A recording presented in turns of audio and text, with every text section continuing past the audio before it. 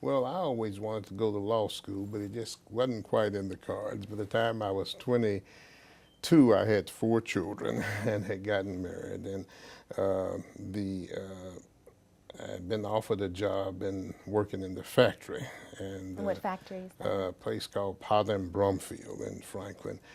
They made parts for AMF, American Machine and Foundry Company. You know the AMF bowling alleys, if the piece, Oh, the things that go to make the pins ah, be picked up and all that sort of thing. But nevertheless, yeah. when I first went there, it was shortly after high school. It's an interesting story. They talk about black folk wanting to work. A friend and I went out to apply for a job. The factory was about 2 miles from where we lived, so we had no car. We walked out there. We made application. They called us back to come back for an interview. We walked back home. We walked back that afternoon, So the same day. same day. Finally, when we went back the second time, they wanted to know what the black folk in the community thought about us going for an interview. It was interesting, the word, how it spreads around town.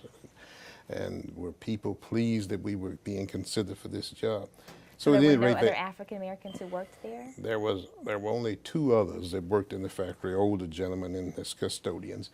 They then offered us a job as custodians, and we walked back home and came back to start the shift again. So we walked out there and back 4 times in one day. But 11 to 7, you go work at 11 at night and work to 7 the next morning.